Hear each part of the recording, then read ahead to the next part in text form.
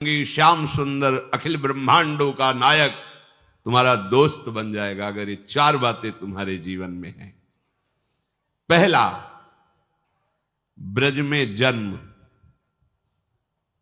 दुर्लभ बात। अब हम इस पंक्ति में कैसे खड़े हो? ब्रज में जन्म हमारे हाथ की बात है, फिर तो हमारा मनुष्य जन्म गया। इसका क्या उपाय है कि इस पहली पंक्ति पे हम खड़े हो जाए? तो दीक्षा से नया जन्म माना जाता है। यदि वृंदावन रस का चिंतन करने वाले रसिक शिरोमणि सदगुरुदेव का आश्रय लिया जाए तो आपका ब्रज में जन्म माना जाएगा, क्योंकि आपका नया जन्म हुआ है। ये शास्त्र सम्मत बात है कि दीक्षा एक नया जन्म होता है। जो दीक्षा देने वाला है वो हमारा असली माता पिता है। क्योंकि आप कहोगे नकली भी होते हैं। हाँ, ये नकली है शरीर, ये टिकाऊ नहीं है। 50 वर्ष, 80 वर्ष, 100 वर्ष। लेकिन गुरुजी ने जो जन्म दिया है वो दिव्य चिदानंद भाव देह की प्राप्ति का है, और वो अनंत काल तक प्रियालाल के समीप रहेगा। जो मंत्र मिलता है, जो नाम मिलता है, वो प्रभु मिल गए। अभी आप समझ नहीं पा रहे। चेक हाथ में आ गई अरब रुपया की तो अरबपति बन गए, पर अभी 1 रुपया खर्चा करने के लिए हाथ में नहीं है। अब वो कार्य उसका आगे बढ़ेगा। आप बैंक जाएंगे, वहां जांच होगी, आपको पैसा 1 अरब, पर आप अरबपति उसी समय बन गए जब चेक आपके हाथ में है। ऐसे ही दीक्षा मिली तो आप प्रभु के उसी समय हो गए। आपकी स्वीकृति, आज से मैं वैष्णव हो गया, श्री हरि का हो गया। अच्छा, बोले आप बोलते हो, बोलने से क्या? प्रमाण दीजिए। नागरीदास जी परम सिद्ध संत रस में, जो ये रस का सार भजन शिरोमणि स्वरूप है, नित्य विहार रस के सिद्ध रसिक कह रहे, श्री हरिवंश शरण जे आए, श्री वृषभानु कुंवरी नंदन निज कर अपनी चिट्ठी चढ़ाए। जहां कोई महाप्रभु हरिवंश चंद्र जी की शरण हुआ तो प्रिया प्रीतम निकुंज के रजिस्टर में उसका नाम लिख लिया। नागरीदास जी कह रहे। सही बात तो यह है कि उन्होंने हमें स्वीकार किया है, इसीलिए हमारी दीक्षा होती है, इसीलिए हमें सदगुरुदेव मिलते। हमारे भाग्य का विषय नहीं। प्रियालाल ने मुझे घसीटा है, प्रियालाल मुझे स्वीकार किए। जिस दिन दीक्षा मिली उसी दिन चेक जैसे हाथ में मिली और अरबपति बने। उसी दिन आप प्रभु के हो गए, उसी दिन भगवत प्राप्ति के अधिकारी हो गए।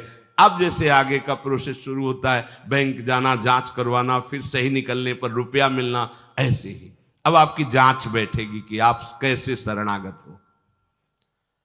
अगर आप कमजोर निकलते हो तो आपको फिर सहयोग मिलेगा भागवतिक। ऐसे मित्र मिलेंगे, ऐसा सत्संग मिलेगा, ऐसा शास्त्र स्वाध्याय होगा कि आपकी शरणागति नाटक न रह के सत्य हो जाएगी।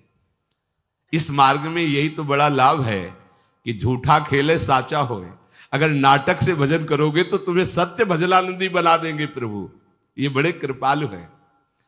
तो दीक्षा नया जन्म माना जाता है। तो हमने यदि वृंदावन ब्रज के रसिक शिरोमणियों का आश्रय लेकर उनसे दीक्षा ली तो हमारा नया जन्म हो गया। शरीर का जन्म और दीक्षा का जन्म, इनमें दीक्षा का जन्म विशेष महत्वपूर्ण माना जाता है। तो एक शरीर का जन्म हुआ ब्रज में और एक हुआ दीक्षा का जन्म। तो हम शरीर के जन्म में तो ब्रह्मा के विधान से चलते हैं, लेकिन दीक्षा के जन्म में साक्षात श्री हरि के विधान से चलते हैं। हरि ने मुझे जन्म दे दिया, अब हम पक्के ब्रजवासी हुए, क्योंकि हमारा जन्म हो गया। क्या?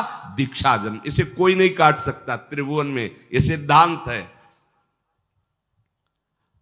अच्छा, ब्रज में सुअर, कुत्ता, कीट पतंग के रूप में जन्मे, अहोभाग्य, महापुरुषों ने मांगा है।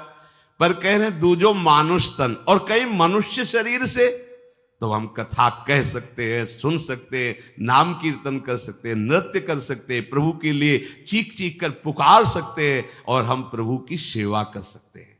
लेकिन हम पशु पक्षी बने तो हम श्री जी की सेवा नहीं कर पाएंगे, हम प्रभु का यश नहीं गा पाएंगे, हमारी भाषा पशुवत रहेगी। वो दिव्य निकुंज की बात अलग है। देखो ना, यहां पशु पक्षी सब सौभाग्यशाली, तब कैसा जीवन है। अगर मनुष्य जन्म है, देखो आप बैठे सत्संग सुन रहे हो, आप नाम कीर्तन, आप पद में नृत्य करेंगे, आनंदित होंगे। मनुष्य जन्म और ब्रज में जन्म, मनुष्य जन्म ब्रज में जन्म, जन्म का मतलब आप निराश नहीं होंगे। ये सिद्धांत मान लीजिए, दीक्षा एक नया जन्म, तो हम भी ब्रजवासी। हरिराम व्यास जी कह रहे ना, हे हरि हम कब हुई हैं ब्रजवासी। तो हरिवंश महाप्रभु की शिष्यता स्वीकार की, अखंड वृंदावन वास आजीवन हरिराम व्यास जी ने किया। क्योंकि मनुष्य शरीर में विद्या और ज्ञान का प्रकाश होता है, अन्य जीवों के शरीरों में नहीं। इसलिए मनुष्य जन्म और ब्रज में जन्म, और इसके बाद तीसरी बात कह रहे हैं, हरि मिलन की लालसा, भगवत प्राप्ति का उद्देश्य। ये जो चार बातें बता रहे बड़ी दुर्लभ है। ब्रज में जन्म, मनुष्य शरीर से जन्म, और हमारे हृदय में भगवत प्राप्ति की लालसा। बोले भगवत प्राप्ति की लालसा तो बहुत कठिन है। तो अब चौथी बात कर रहे हैं, जो कृपा से कहीं सत्संग मिल जाए तो ये लालसा जागृत हो जाएगी भगवत प्राप्ति की। ये चार बातें जिसके जीवन में है, ब्रज में जन्म, मनुष्य शरीर, भगवत प्राप्ति का उद्देश्य और नित्य सत्संग, जान लो इससे बढ़कर कोई कृपा नहीं हरि के पास देने की, क्योंकि इसी में हरि बंध जाते हैं।